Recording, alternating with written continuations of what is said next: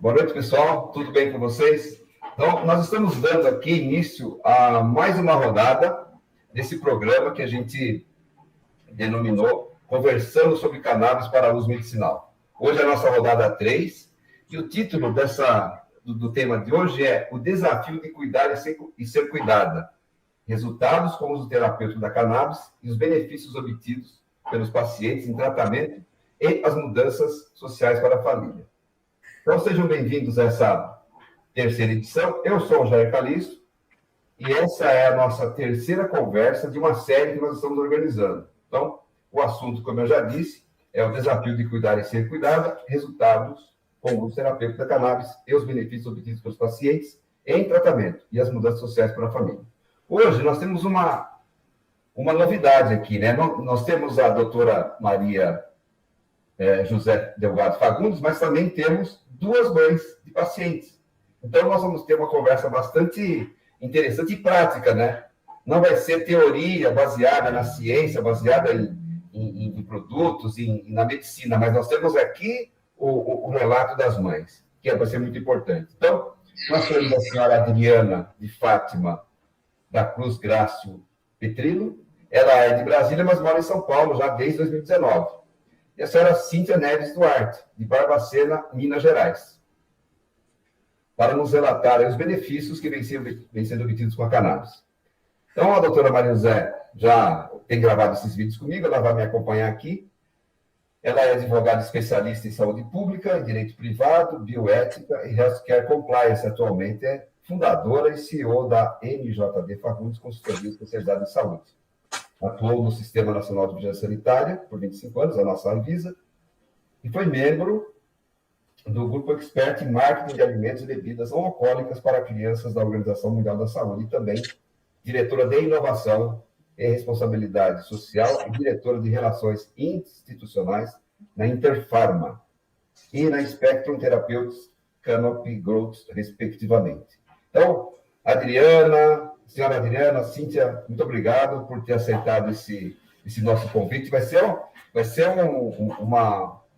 uma reunião bastante interessante que vai nos trazer bastante informações de cunho prático, né? Eu gostaria que vocês dessem uma rápida apresentação, vocês duas. A doutora Maria José a gente já conhece, bem rapidamente, falar um alô para o nosso público, e depois a gente já pode começar. Começamos com a Adriana. Boa noite, obrigada pelo convite. É sempre muito bom poder estar falando, esclarecendo, derrubando alguns mitos, né, algum preconceito que as pessoas têm sobre o cannabis medicinal. Eu sou Adriana, eu sou mãe da Maitê. A Maitê tem 3 anos. Ela é portadora de uma síndrome que se chama hiperglicidemia não cedótica. É um aumento de glicina que causa convulsões de difícil controle. A Maitê usa o canabidiol desde março de 2019. Legal. A Cíntia? Boa noite, eu fico muito feliz de ter sido convidada para essa conversa. Primeiro que eu adoro falar sobre a cannabis, foi a cannabis que salvou a vida do Ber. O Ber, ele nasceu com paralisia cerebral e a gente não tem diagnóstico fechado dele ainda. Então, assim, é muito difícil, né, as pessoas encararem a cannabis como um remédio hoje. E poder falar disso hoje, para mim, é um presente para mostrar meu filho como que ele está e como que ele era antes. O Ber dava mais de 100 crises convulsivas ao dia e hoje ele não dá mais crise, né? Somente se tiver um gatilho, se ele assustar, se ele tiver com alguma dor. Então, isso para mim é muito importante, levar isso para outras mães, para mais pessoas terem conhecimento, para isso chegar a mais pessoas, para elas terem um alívio, né? Ter qualidade de vida. Legal. Maria José? Então, para mim é um presente também estar aqui hoje com as mães, porque, assim, quando a gente olha para um cenário de doença, né, para um cenário de programação de um governo, de um Estado, você fica imaginando números, né, aquela coisa que é um pouco fria, e eu acho que as pessoas é que são o que importa, né? Então, as pessoas é que precisam de estar, né, no centro desse olhar, para que ela possa, inclusive, sinalizar o que ela precisa, né? Porque precisa de ser os programas precisam ser construídos, né, com aqueles que estão diretamente ligados. Então, eu agradeço aqui também. Eu estou aqui na roda como uma avó de um paciente chamado Eduardo Fagundes, que já é falecido, mas também tinha paralisia cerebral, e a gente vai desdobrando um pouquinho também sobre esse cenário que não teve oportunidade do uso, né, da cannabis medicinal para que ele tivesse uma melhoria e tivesse qualidade de vida. Mas, José, vamos alternar perguntas, eu e você? Se fica confortável assim, ou como é que... Pode ser. Pode. Eu vou começar, então. Aí, acho que poderia... Começa a Adriana respondendo, depois passa para a Cíntia. Tá? A pergunta é a mesma para as duas, para ver qual a diferença de atitude que elas tiveram frente à doença. Então, gostaria que vocês até falaram já, né? A Cíntia já até falou, mas vamos repetir. Quem é o paciente e qual a idade, né, que faz uso da cannabis? Descrever a enfermidade, sei que já falaram um pouquinho aí, mas não custa nada repetir. E que tratamentos, que medicamentos e tratamentos foram utilizados antes de passar para a cannabis? E se o diagnóstico demorou? Então, o nome do paciente, uma pessoa, né, quem que usa, a idade, a gente já sabe que são crianças, né? E os tratamentos que foram utilizados e que não resultaram em nenhum benefício e passou para a cannabis. Pode ser? Pode começar. Começa com a Adriana e depois a Cíntia. Aqui, quem faz uso da cannabis é a Maitê. Ela é minha filha. Ela tem 3 anos e 3 meses. Ela começou a usar cannabis. Ela não tinha 1 ano ainda. A Maitê tem uma síndrome que se chama hiperglicidemia não cetótica. Uma doença, para ser considerada rara, ela tem que atingir uma pessoa a cada 15 mil nascidos. A síndrome da Maitê é uma a cada 250 mil. Então, é uma síndrome muito rara e de muito difícil diagnóstico. O diagnóstico da Maitê, ela fez teste do pezinho ampliado, cromatografia, todos os exames. A gente só conseguiu através do exoma, que foi um exame que foi particular, e demorou 90 dias para sair o resultado do exoma. A gente coletou ele, ela tinha 14 dias. Então, e desde sempre na UTI, né? Ela começou a fazer o uso do cannabis, ela tinha crises convulsivas de difícil controle, padrão de West ou Tahara. Aí, com o tempo de uso de cannabis, os primeiros eletros dela, você não conseguia mensurar quantas crises ela tinha, porque era uma seguida da outra. Aí, depois que ela começou o uso de cannabis, em 1 hora de eletro, ela teve 15 crises, que pra gente já foi excelente, porque era incontáveis. Virou 15, a gente já estava no lucro. E os últimos eletros dela não tem nenhuma contagem de crise, ela não apresenta crises convulsivas. No padrão do traçado do eletroencefalograma, né, desde que já tem mais de 1 ano que ela não apresenta nenhuma crise convulsiva no traçado do eletroencefalograma. E os tratamentos iniciais, você começou direto ao cannabis ou utilizou outros tratamentos? Não. Eu estava até comentando com meu esposo e com o neuro da minha filha esses dias, que eu acho que se na primeira crise convulsiva que ela tomou fosse usado o cannabis, ela não tinha entrado no padrão West, nem o Tahara, e o quadro dela hoje era muito diferente. Pela evolução que ela teve desde o uso do cannabis, se a primeira droga usada fosse o cannabis, eu tenho certeza que o padrão da Maitê seria muito diferente. Mas tem toda essa questão de preconceito e tudo, né? Então, ele é uma das últimas opções. Quando ela entrou com cannabis, ela já tomava 5 anticonvulsivantes normais, assim, né? Os comuns. E o diagnóstico, você falou que foi 90 dias que demorou para dar o diagnóstico final? O exoma demora 90 dias para ficar pronto. Tá. Com 3 dias de vida, a Maitê desceu para a UTI. Aí ela já estava com 1 semana na UTI, coletou o sangue lá em Brasília e mandou aqui para São Paulo, porque Brasília não fazia o exoma. Aí veio aqui para São Paulo, onde fez o exoma dela, e ele demora 90 dias para ficar pronto. Aí precisou enviar meu sangue, o sangue do meu esposo e o sangue da Maitê por avião. É uma coleta especial, tem toda uma sequência para se fazer o exame, para não ter erro e tudo. E aí a gente fez ele no Projeto Genoma, aqui em São Paulo. Ah, legal. Bacana. Podemos passar para a Cíntia, então, para a Cíntia poder contar um pouco, né? Contar um pouco também dessa história. Bom, vamos lá. A gente também fez todos os testes, como a Adriana falou, do pezinho, tudo normal, deu tudo normal. Eu tive uma gravidez normal, aparentemente normal, né? O Ber nasceu, chorou, e quando ele estava mamando no meu peito, com 2 meses de vida, ele deu a primeira crise convulsiva, que ele virou para o lado e balançou a mãozinha. E na mesma hora eu falei com meu marido, olha, ele tá convulsionando. Meu marido, você tá doido? Eu falei, não, não tô. Ele tá convulsionando, ele deu uma crise. E aí a correria que começa, né? O desespero de procurar um neurologista, descobrir. E aí, então, começaram... Essa foi a primeira crise e nunca mais ele parou. Eram assim, uma atrás da outra, uma atrás da outra. Eram crises focais, eram generalizadas. As crises do Bernardo são multifocais, então ele dá tudo quanto é tipo de crise. Eu já vi acontecer com ele. E começou com um remedinho, 2, 3, ele tomou oxcarbazepina, topiramato, gardenal, clobamazepina, clobazam, valproato de sódio, e fez um tratamento com pulsoterapia. Então, os medicamentos iam só aumentando, ao ponto do Bernardo não conseguir comer. Ele não conseguia comer, engolir a comida, porque ele ficava a maioria do tempo dormindo. Ele não conseguia ficar acordado. Era muito remédio que ele fazia. Muito, muito remédio. E eu ia no médico e falava com o médico, doutor, eu preciso, o Bernardo está convulsionando. Ele aumentava um pouquinho, e eu falava para ele, doutor, o Bernardo, ele parou de convulsionar, mas ele não consegue comer, porque ele está dopado. Aí ele tirava, e o Bernardo começava a convulsionar de novo. E assim por diante, e assim foi a nossa vida. Não foi fácil, né? Não é fácil. O Bernardo tem epilepsia, e é refratária, de difícil controle. E a gente não tem o diagnóstico fechado dele ainda, a gente ainda não fez esse teste. Hoje ele está com 10 anos, fez 10 anos em outubro. Graças a Deus, eu não pensei que ele fosse chegar, né, Ber? Eu não pensei que ele fosse chegar a isso. Eu não ouvia a voz do meu filho, eu não conseguia ouvir a voz dele. Eu fiquei 1 ano e meio sem ouvir o som da voz dele. Eu sabia que ele estava vivo porque ele piscava os olhos. Ele dormia numa caminha aqui dentro do meu quarto, e a gente tinha uma babá. Até dormindo, eu via a respiração dele parar e voltar. E eu sabia que ele estava convulsionando.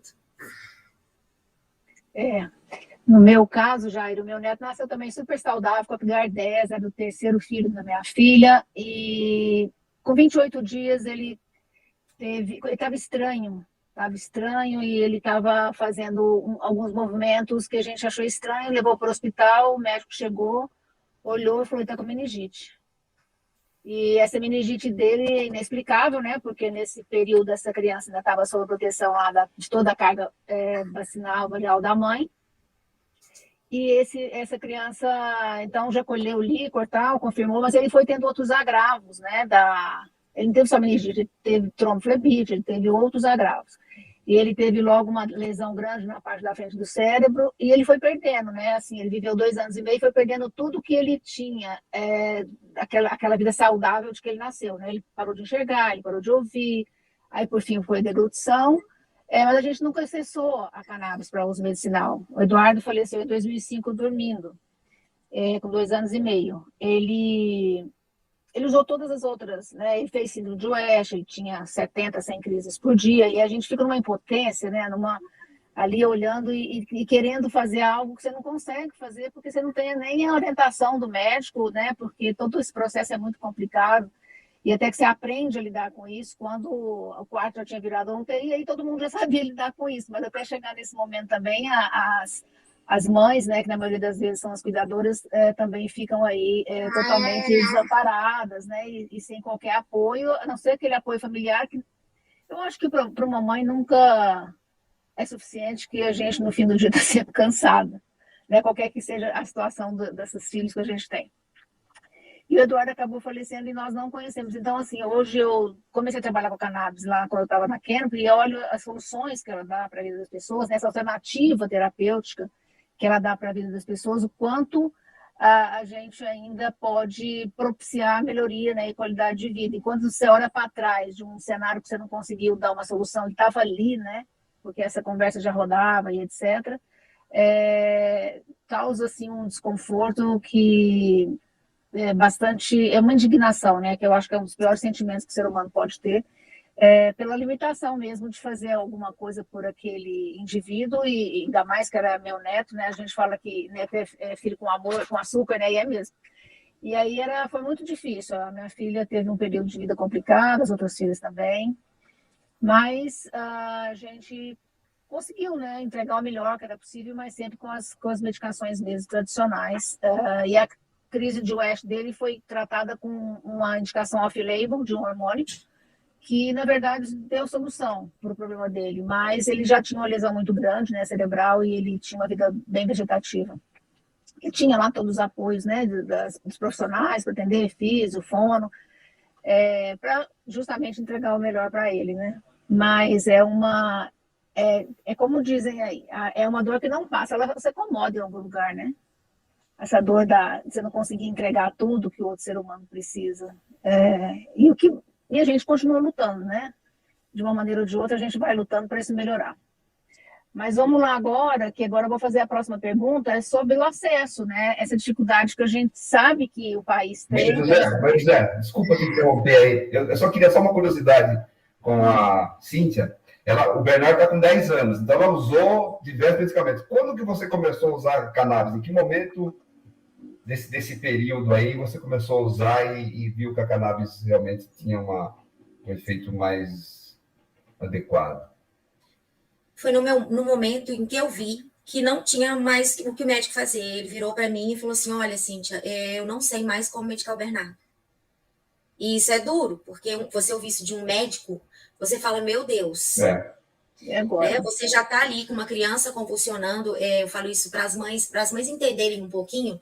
Eu falo que a epilepsia ela não é um remédio que você encontra ali, igual dor de cabeça. Você compra uma dipirona, você toma e a sua dor de cabeça vai embora. Né? Conta também. A epilepsia ela não passa com nada. Né? Não tem jeito. A criança convulsionando e você entra em desespero. Você fala, meu Deus, o que eu vou fazer agora? E você tem que ficar olhando aquilo.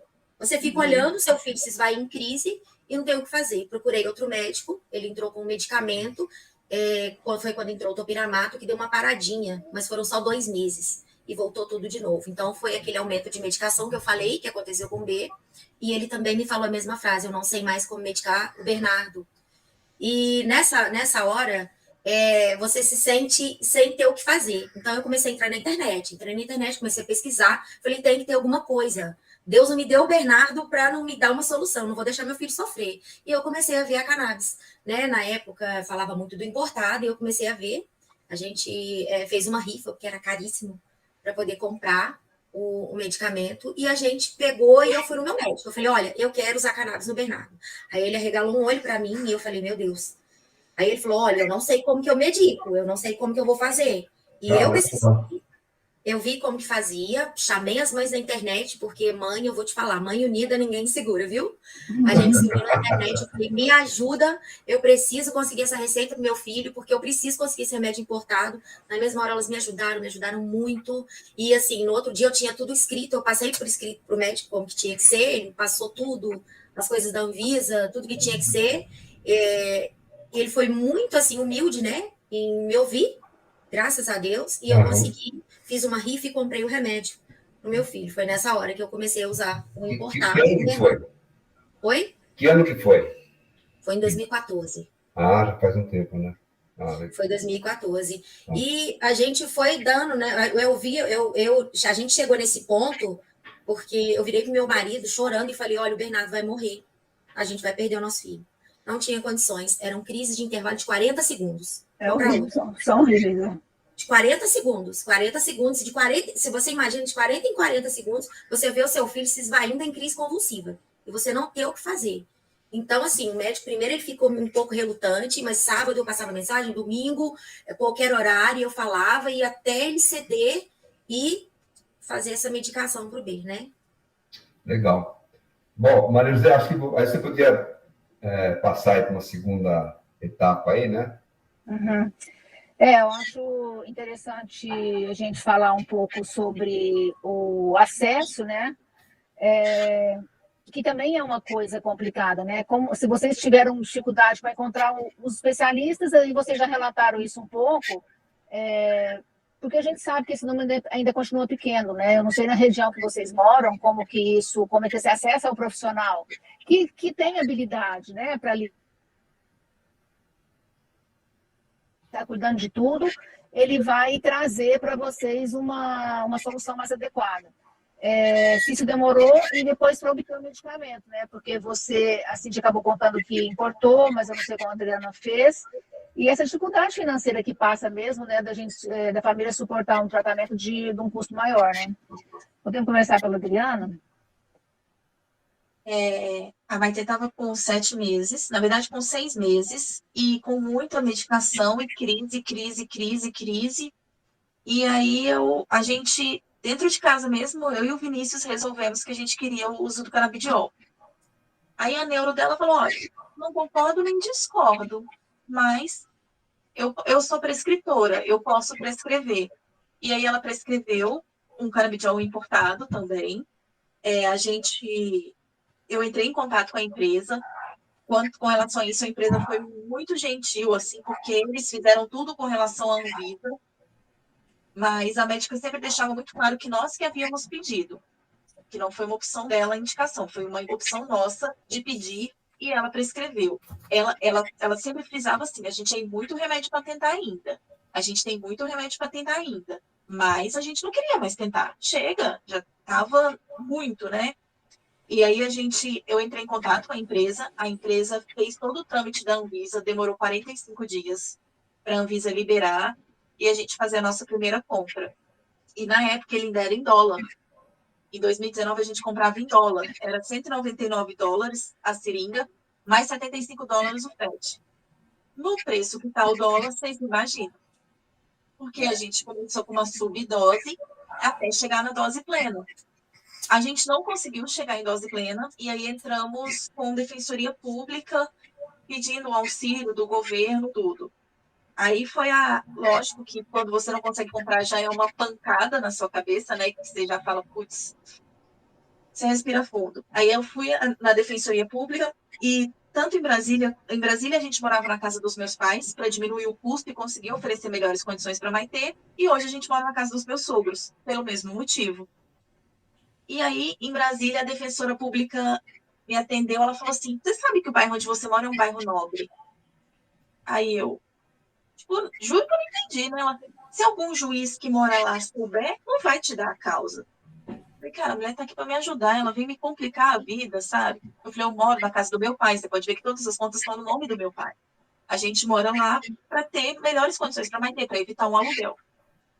E aí, a gente está na justiça para conseguir, na verdade, a gente conseguiu a medida protetiva, a gente conseguiu que tenha, né, a liberação para a gente, o governo, só que até hoje a gente não conseguiu.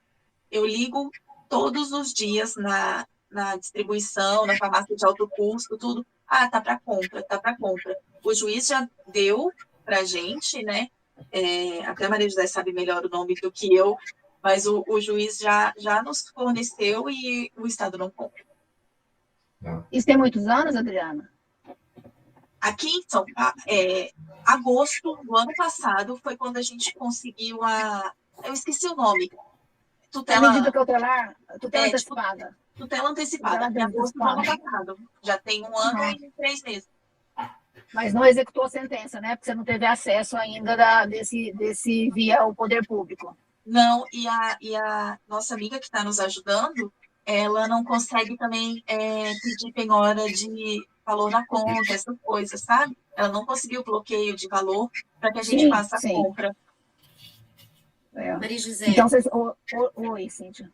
Eu queria, nessa emenda, né, do que a Adriana falou, é bem assim mesmo, entrar com a defensoria pública é uma coisa muito difícil. A primeira compra que a gente fez para o bem do importado foi uma rifa que a gente fez e a gente conseguiu aquele primeiro lote. Depois a gente entrou na defensoria também, igual a Adriana falou, mas se eu tivesse ficado esperando a defensoria, eu não estava com meu filho aqui com 10 anos no colo. Então, foi nessa época que eu conheci a Abrace, né? Eu já acompanhava, quando o Bernardo tomava o canabidiol importado, eu comecei a acompanhar e eu via aquelas mães com as crianças pequenininhas, com os bebês. Nossa, que bênção, é uma maravilha na minha vida, né? Abraça Esperança. E eu acompanhava no Facebook, naquela época ainda não tinha Instagram e tal. E eu resolvi, então, procurar o Cassiano, que era o presidente da ONG, e eu passei uma mensagem para ele naquela época era pelo Facebook, né, o Messenger, E eu falei, por favor, me ajuda, meu filho tem epilepsia, eu preciso de ajuda. Ele, na mesma hora, foi super solícito comigo. Liga pra gente. Eu falei, quanto que é? Me vende, por favor, eu preciso. Ele falou, não, Abrace, a gente é uma ONG, a gente não te vende. Você passa pra gente quando você precisar. Quanto você puder, né, na verdade. E aí foi a alegria da minha vida, que em dezembro chegou na minha casa o primeiro vidrinho de Olha Esperança, que foi o que salvou a gente, né? O que salvou meu filho, é o que ele usa até hoje, tem 6 anos. Porque se a gente ficasse esperando o importado, a gente estava na mesma, igual a Adriana falou, é uma coisa muito, muito difícil conseguir pela Defensoria Pública. Dá negado, o juiz nega. No dia que o juiz negou, eu chorei muito. Eu falei, meu Deus, foi embora a minha chance de cuidar do meu filho. Se não fosse a Abrace e o pessoal de lá, eu não estaria com ele aqui agora. O pior é quando o juiz concede e o Estado não cumpre, né? Você fica... É bem complicado, assim. A gente passou por uma situação muito, muito chata com a Maitê, porque o juiz pediu uma perícia. Total direito dele, que ele queria ver, né? Só que a gente estava no meio de uma pandemia. E aí ele pediu uma perícia lá na Avenida Paulista, o fórum fechado, você só entrava 15 minutos antes da sua perícia, um monte de gente na rua, no meio de uma pandemia, eu com uma criança de sonda e traqueostomia. Uma pandemia de um vírus respiratório, eu expondo minha filha a isso. E aí eu cheguei, os exames de Brasília não tinham a contagem das crises, porque elas eram incontáveis. E o perito virou para mim e falou assim, mas aqui não fala quantas crises ela tinha. Eu falei, são incontáveis. Não, mas não está explicando. O outro está explicando. O de São Paulo explica, o de Brasília não explica. Aí você tem que respirar fundo, porque você não pode falar o que você pensa, porque você depende dele, né? Então, tem toda essa questão, assim. Tem a burocracia para você conseguir. Hoje a Anvisa está demorando em torno de 30, 40 dias para liberar um novo produto para você. Quando você importa, tem a demora de aeroporto, de liberação de aeroporto, que a gente precisou até fazer uma reportagem ano passado com relação a isso, porque a medicação da Maitê estava presa no aeroporto e tinha mais não sei quantas famílias com medicação. E aí, quando você recorre a um direito seu, porque saúde é um direito da pessoa, é dever do governo de oferecer isso, você fica passando por essas situações, sabe? É duro, né? É bem complicado mesmo. Eu não sabia, Diana, que estava indo em 30 dias a autorização da Anvisa. Tá? Porque, assim, com essa resolução 570, que também simplificou mais ainda o processo, eu achei que estava mais célere. E aeroporto, né, o pessoal da Anvisa está todo em casa, né, fazendo o home office ainda, estão voltando. E aí eu tive notícia mesmo que ficou muito tempo parado, né, no aeroporto. É uma coisa que não tinha como. Uma reportagem, porque, cara, o canabidiol vai ter começando a acabar. Eu falei, meu Deus do céu, né? E agora? E aí teve toda essa questão de aeroporto. Eu sei que a Anvisa está demorando para a liberação de um novo produto, porque eu precisei pedir para a Maitê, eu precisei renovar a licença da Maitê e demorou bastante. Que coisa, né? A gente acha que as soluções vão resolvendo, mas não vão.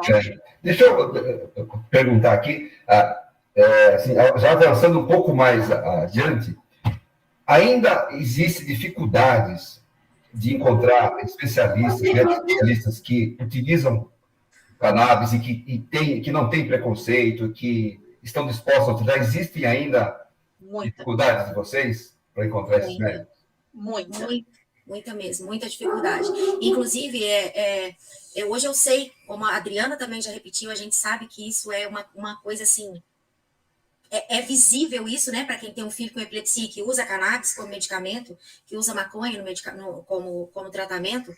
Se a criança desse a primeira crise convulsiva e a gente já tivesse o acesso a cannabis, nossa, eu tinha muita vontade, né, de ter vivenciado isso com meu filho, não teria perdido tudo, porque ele segurava as coisas, ele falava várias coisas. Hoje ele tá voltando à vida por causa da cannabis, né? Ver ele assim, virando a cabeça e olhando para os lados, porque os médicos falavam que ele era cego. Então, se naquela época eu conseguisse acesso, né, Adriana? A gente sempre fala isso, eles não teriam piorado tanto, né? O Bernardo não teria atrofiado o cérebro dele por causa disso. E hoje eu ouvi médicos falarem que, igual a Adriana também já comentou isso, a gente vê que isso é uma realidade. Ainda tem muitos outros tratamentos, depois a cannabis é a última opção. Gente, a cannabis não é a última. A cannabis é a primeira opção. É um remédio natural, de uma planta.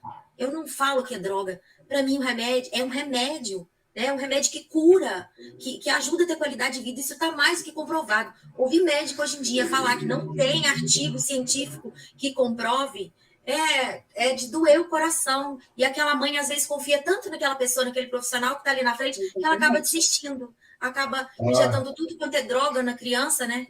E a criança vai só definhando.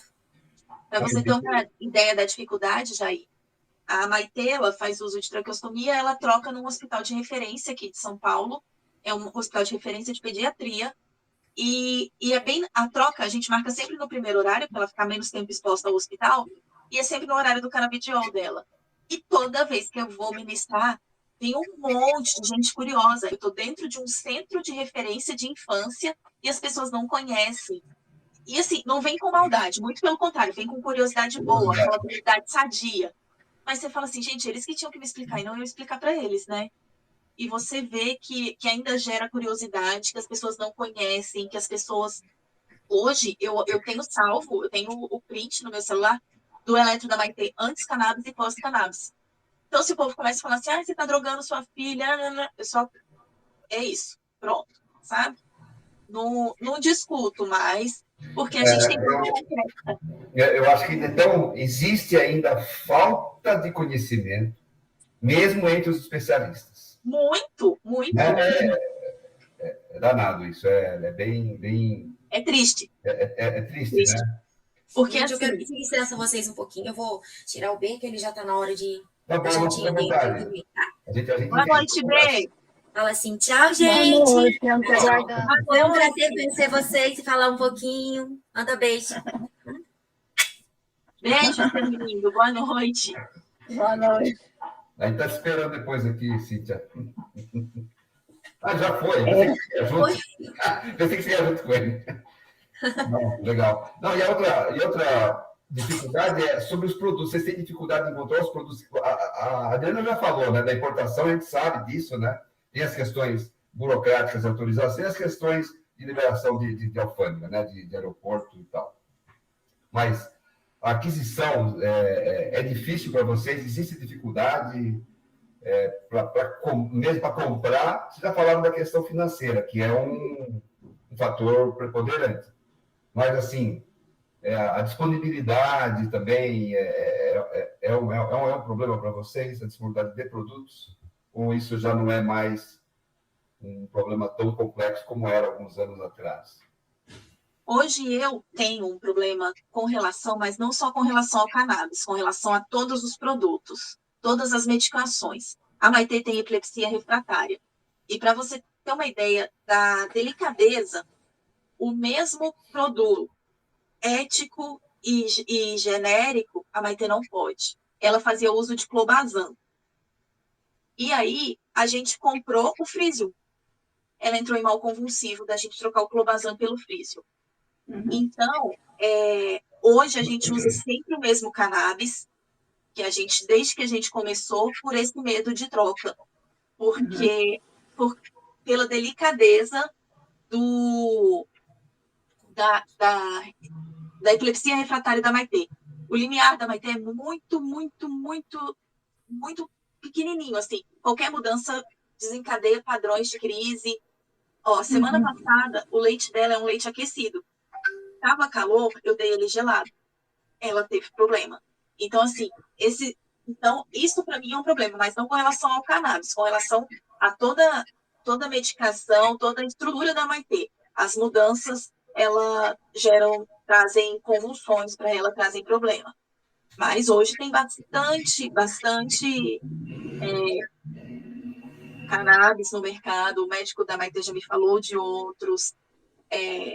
Só que, assim, eu acredito que a Cíntia também pense dessa forma, a gente sempre procura um produto que tenha Anvisa, um produto que tenha registro, um produto que seja, que tenha uma história por trás. Porque o que acontece? Eu já vi muito produto de fundo de quintal também, sabe? Que isso, em vez de melhorar, pode piorar muito a qualidade de vida dos nossos filhos. E acaba que os produtos que são que tem Anvisa, que tem todos os registros, que tem todas as questões, se torna mais dispendioso, né? Já no meu caso, a gente não saiu nunca mais da Abrace, né? Graças a Deus.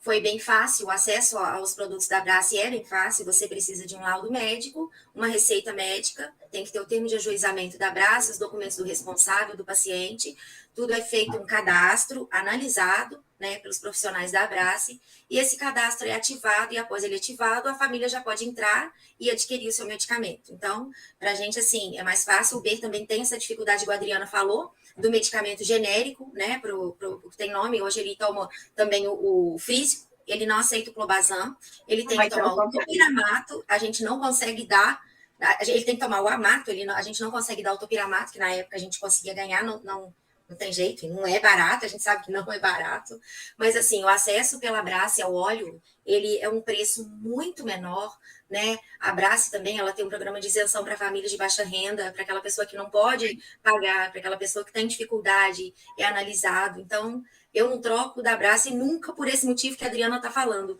Foi o que deu mais certo para o meu filho. Eu não tenho coragem de tentar dar uma coisa diferente. Eu saio nunca, é muito difícil, né? Foi tão difícil conseguir o controle dessas crises que eu tenho tanto medo que mude qualquer coisinha e ele volte aquele pesadelo novamente. E hoje o BER não faz uso, na verdade, do canabidiol, né? Do CBD. O BER, a epilepsia dele foi controlada com o THC. O BER, ele é consumidor de THC. Então, o THC aqui em casa... É interessante. Bom, a gente... Queria agradecer vocês. Vamos terminar essa primeira parte, né, dessa conversa, e a gente volta aí depois para continuar as outras questões que a gente tem, as outras dúvidas, né, e curiosidade que nós temos a respeito disso, né, Maria José? Isso. E agradecemos vocês duas pela participação. Muito obrigado, tá bom? E a gente volta num outro momento para as outras dúvidas, tá? Muito obrigado. Muito obrigada, boa noite. Boa noite, obrigada. Um abraço.